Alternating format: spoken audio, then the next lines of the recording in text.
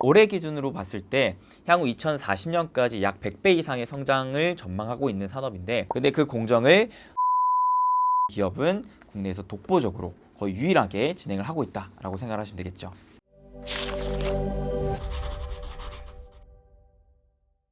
아니 수빈쌤 오늘 100배 성장하는 주식을 알려주신다고요?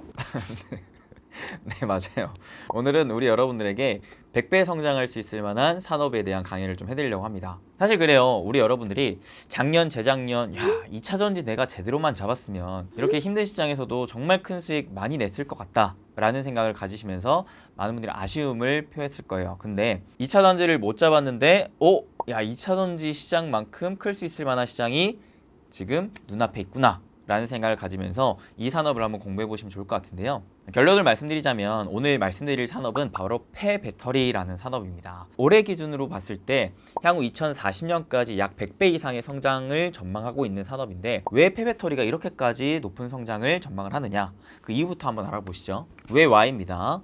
자, 생각해보세요. 이 전기차라는 놈이 너무나 많이 팔리고 있어요. 우선은 가장 중요한 건 전 세계적으로 친환경 움직임의 동조화가 되면서 앞으로 25년 이후로는 내연기관 차를 신차를 판매하지 마 라는 식으로 완성차 업체에게 규제를 가했기 때문에 그렇습니다. 완성차 업체 입장에서는 그러면 더 이상 내연기관 차를 만들어서 팔 수가 없어요. 결국에는 친환경차를 만들어서 팔아야 되는데, 친환경차 중에서도 대표적으로 지금 많이 만들고 있는 게 전기차인 거죠. 자, 근데 여러분들이 전기차를 사셔보면 아시겠지만 내연기관차보다 많이 비싸요. 그래서 정부 입장에서 봤을 때 앞으로 너네는 친환경차를 타야 돼 라고 강압적으로 말을 하는 것 플러스 보조금을 지원해 준 거죠. 그래서 많은 이들이 보조금도 지원 받았겠다, 지금 현재로서 유가가 많이 올라가 있는 상황에서 이렇게 기름을 계속해서 소비를 하는 것보다는 전기차를 쓰는 게 비용적인 측면에 대해서도 장기적으로 좀 유리하겠구나 라는 생각을 가지면서 전기차에 대한 수요가 좀 기하급수적으로 늘어나고 있는 상황입니다. 자, 근데 이 전기차에 들어가는 필수 요소 중에 하나가 바로 2차 전지, 전기차 배터리인데요. 이 전기차 배터리를 만드는 데 있어서는 많은 희토류와 같은 금속 물질이 좀 들어갑니다. 이 원재료가 되는 희토류들이 거의 대부분 다 중국에 있어요. 그러다 보니까 많은 국가들에서 지금 이 전기차를 만드는 데 있어서 중국의 그런 희토류들을 다 수입해와서 사용을 해야 된다는 거죠. 자, 근데 이 희토류라는 것이 기존에 매장되어 있는 것뿐만 아니라 앞으로 개발돼서 이제 우리가 채굴할 수 있을 만한 양들을 다 감안해 봤을 때 전 세계 인구가 이 전기차를 탈 수 있을 만한 만큼의 양이 안 된다라고 합니다. 즉 공급이 많이 제한적인 상황이라 그래요.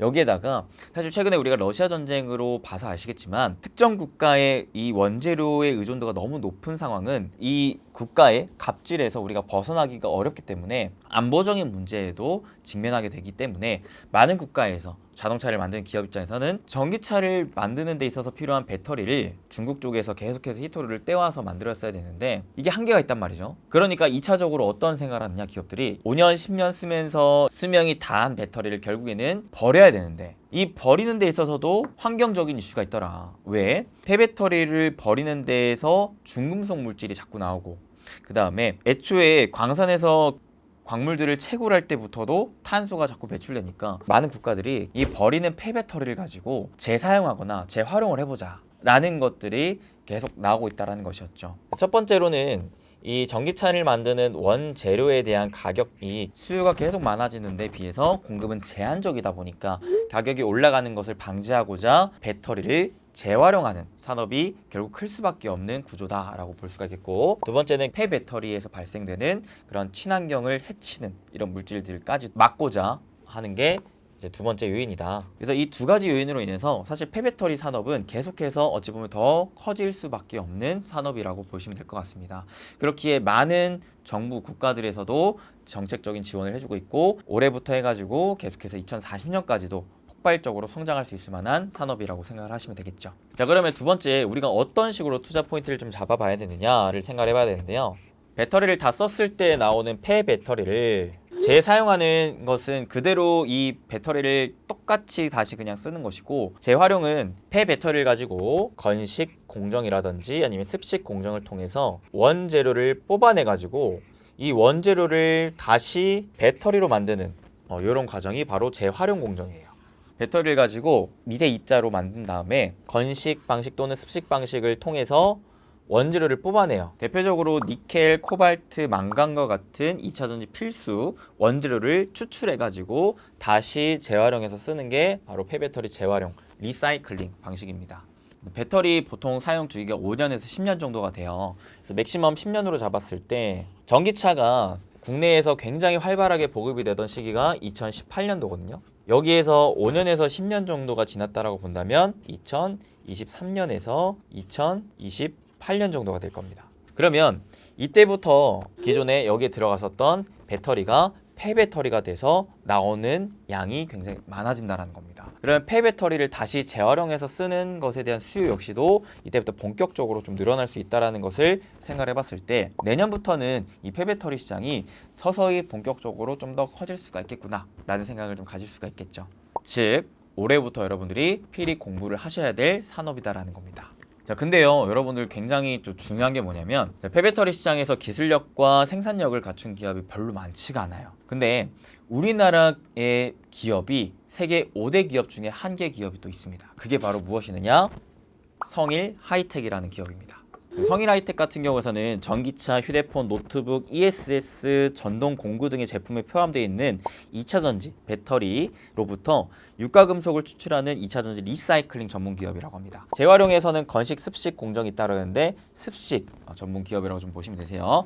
습식 공정은 수거된 폐배터리를 방전시켜가지고 금속 분말, 블랙 파우더 형태로 변형을 시킨 다음에 습식 재련 공정을 거쳐서 니켈, 코발트, 망간, 리튬과 같은 화합물들을 회수하는 이제 공정이라고 생각하시면 되는데 이 건식 공정보다는 습식 공정이 비교적 투자 비용도 작고 정말 필수적인 리튬이나 망간 같은 주요 원재료들을 비교적 더 많은 양을 추출할 수 있는 장점을 가지고 있는지라 재활용에 건식보다는 습식이 적합한 이제 공정이라고 좀 생각하시면 됩니다. 근데 그 공정을 성일 하이텍이라는 기업은 국내에서 독보적으로 거의 유일하게 진행을 하고 있다라고 생각하시면 되겠죠.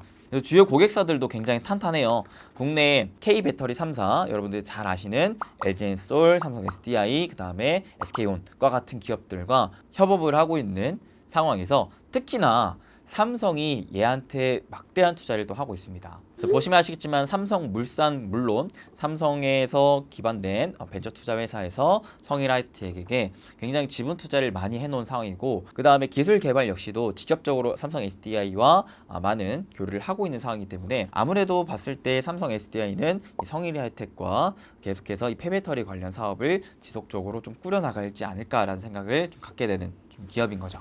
그래서 현재로서는 사실 세계에서 거의 5손가락 안에 들 정도의 기술력을 갖고 있다라고 보시면 될 것 같고 결국 기술력을 갖고 있으면 얼마나 점유율을 확보하고 있고 생산력을 확보하고 있는지 이런 부분이 중요한데 생산 능력도 좀 발빠르게 늘리고 있는 상황입니다. 자, 공정을 우리나라뿐만 아니라 유럽의 헝가리라든지 미국, 말레이시아, 중국, 인도 등의 글로벌 배터리 기지들의 법인도 있고요. 국내 1, 2 공장에서 연간 생산량이 4,400톤 정도 수준인데 지금 국내 군산에 3공장을 건설을 하려고 하는데 이게 가동이 된다면 생산량이 3배 정도 수준으로 좀 늘어날 수가 있다고 합니다. 이렇게까지 상당한 기술력과 생산력을 보유한 기업이기 때문에 이대로만 꾸준하게 잘 성장해 준다면은 2030년에는 무려 1조 매출까지도 가능한 기업이지 않나 전망이 나오고 있는 상황이라고 볼 수가 있어요. 여기서 또 대단한 게 뭐냐면 사실 이 폐배터리 시장 자체가 거의 내년부터 본격적으로 커질 만한 시장이기 때문에 대다수의 폐배터리 관련 사업을 하는 업체들이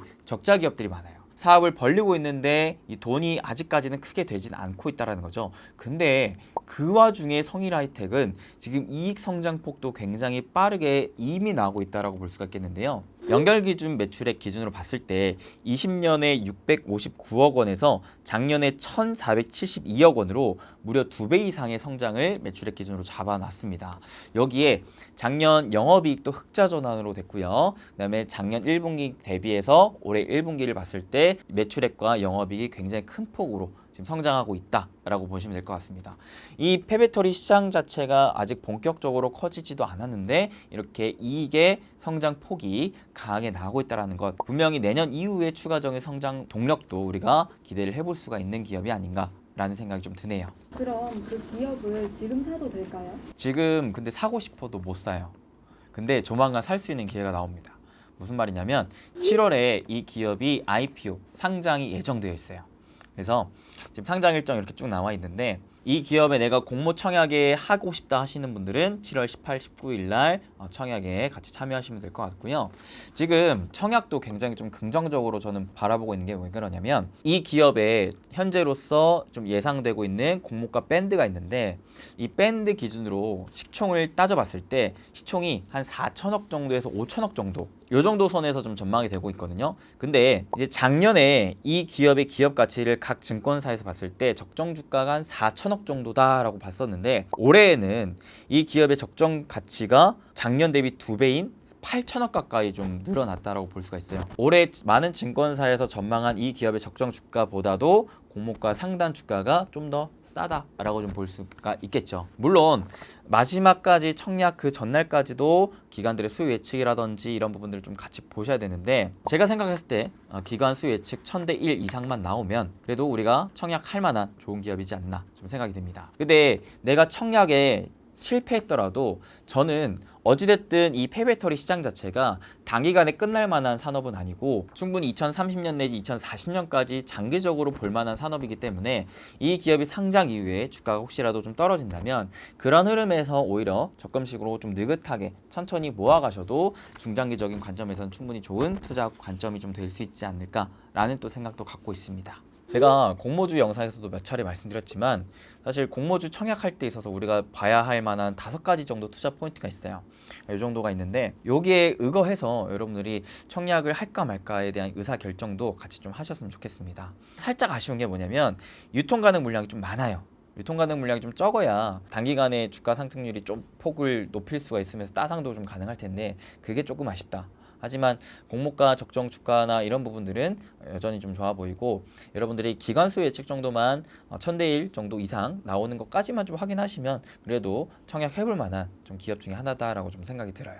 사실 이 폐배터리 시장과 이 성일하이텍이라는 기업은 저나 최코치님이나 예전부터 많이 강조해왔고 좀 설명을 해드렸던 산업과 기업이긴 했어요. 근데 당장에 새로운 이 신규 상장을 또 앞두고 있는 시점이었다 보니까 제가 이렇게 다시금 또 말씀드렸다는 거 참고해 주시고요. 이렇게 사실 저는 그래요. 미래의 성장 기대감이 큰 산업이 이제 막 시작하려고 하는 단계 이럴 때 주요 대장격 기업들의 투자를 하는 걸 굉장히 좋아하거든요. 그래야 안정적인 투자도 가능하면서도 굉장히 큰 수익도 낼 수가 있다라고 좀 생각이 듭니다. 그래서 오늘도 우리 여러분들에게 꼭 이거를 뭐 하라고 얘기를 하기보다도 내가 생각하지 못했던 이러한 산업이 또 있구나, 내가 좀 더 공부를 해봐야 되겠구나 라는 정도의 취지로 말씀드리는 거니까요. 제가 뭐 얘기를 했다고 다 살려고 하지 마시고 여러분들 현명한 투자자로서 최대한 뽑아낼 건 뽑아내고 또 걸을 건 걸으면서 최대한 여러분들이 최선의 활용과 함께 최대한의 결과를 이끌어내는 현명한 투자 하셨으면 좋겠습니다. 그래서 오늘 영상도 이렇게 좀 마무리 짓도록 하겠고요. 오늘도 여러분들에게 조금이나마 좀 도움이 되셨길 바라겠고 여러분들 행보지수가 업업 되시는 하루였으면 좋겠습니다. 항상 건강하시고요. 여러분들 혹시라도 또 궁금한 내용이 있다면 댓글로 자유롭게 남겨주시면 그와 관련된 또 행보 스케치도 같이 촬영해 보도록 하겠습니다. 댓글 많이 달아주세요. 감사합니다. 뿅.